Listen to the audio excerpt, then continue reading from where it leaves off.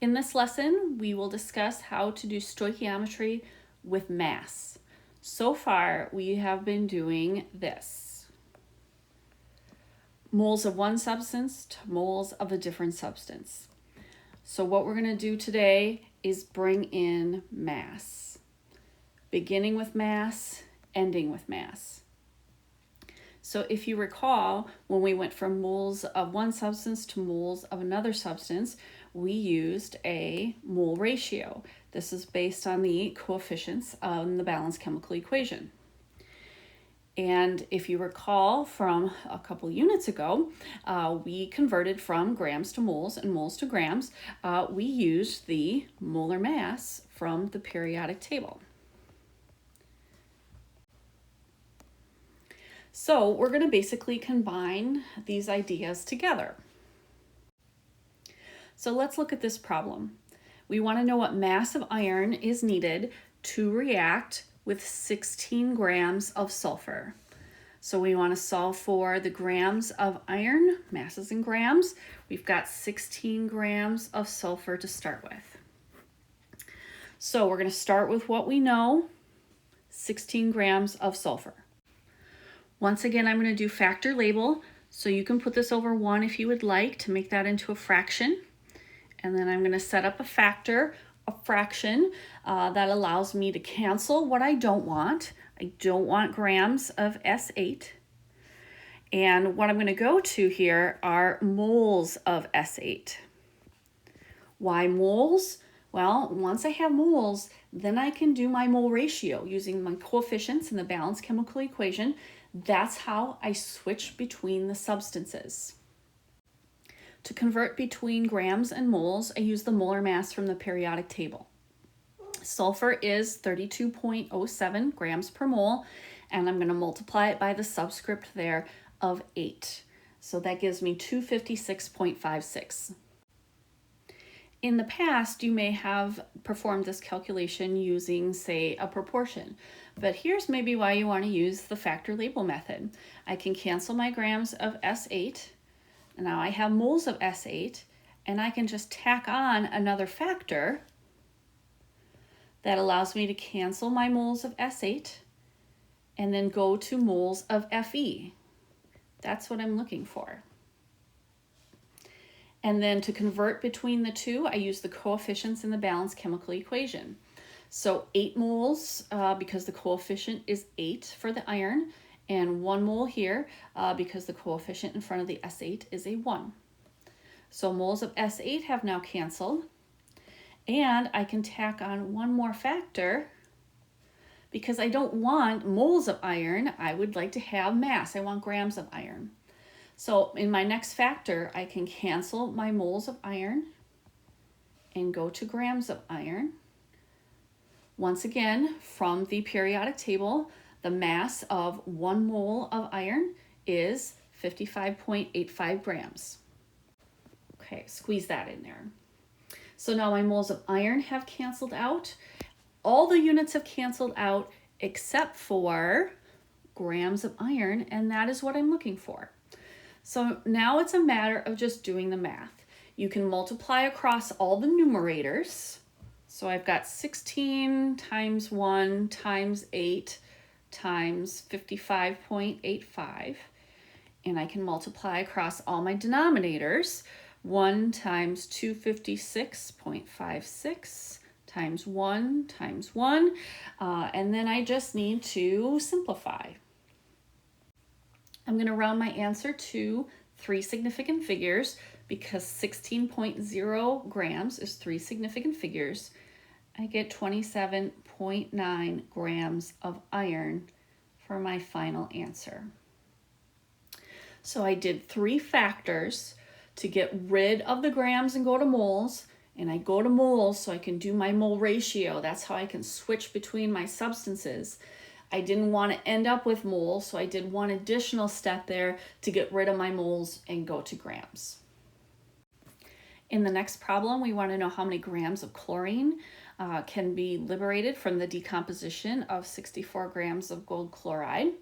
So we know 64 grams of gold chloride. We'd like to know how many grams of chlorine would be produced. So once again, start with what you know. 64 grams of that gold chloride. You can put that over 1 and make it into a fraction if you'd like. First factor, we are going to cancel those grams of gold chloride, and we're going to go to moles of gold chloride. We're going to use the periodic table to come up with the molar mass. Molar mass is always for 1 mole, and we basically want to add up 1 gold and 3 chlorines all together. Gold is 196.97, chlorine is 35.45, and then times 3 because of that subscript. Add it all together, 303.32 grams. I'm going to put that right here in my factor. So the grams have canceled. We now have moles. Now we're ready to do the factor with the mole ratio.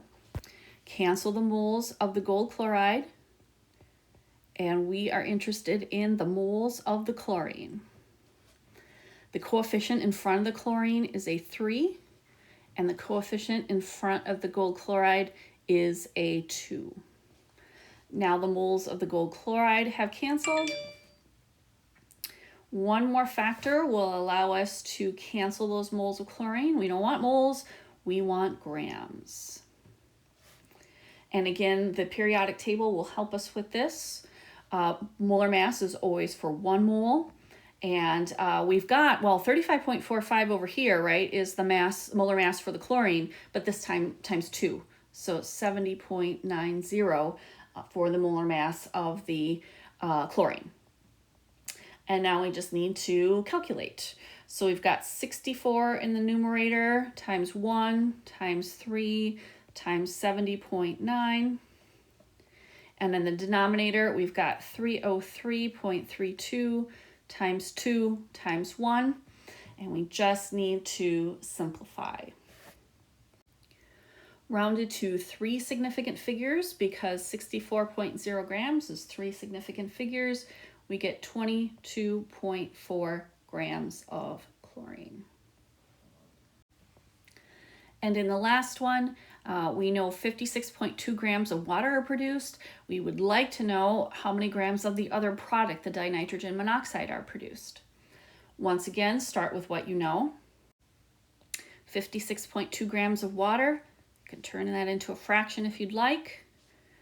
In our first factor, we're going to cancel those grams of water, and we're going to go to moles. So we can do our mole ratio, which is going to allow us to switch between the 2 products.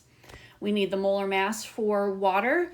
Molar mass is always for 1 mole. And if we use our periodic tables, 1.01 times 2 for the hydrogen, and then 16 for the oxygen. That is 18.02 grams per mole that we will put in right here. Then our grams of water have canceled. We've got moles of water, and we can set up our next factor, canceling those moles of water. And we want to go to moles of N2O is what the question is about. The coefficient in front of the N2O is a 1, and the coefficient in front of the H2O is a 2.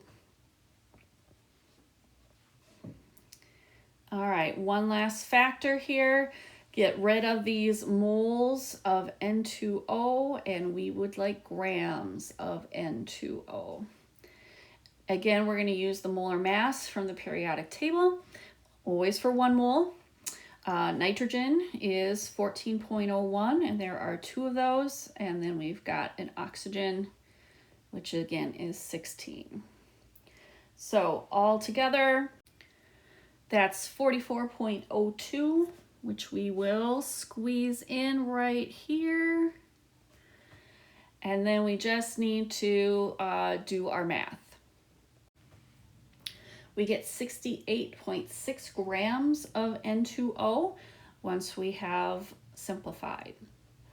Notice how when I did my molar mass for water, I did it for just 1 mole of water, even though the coefficient in front of water is a 2.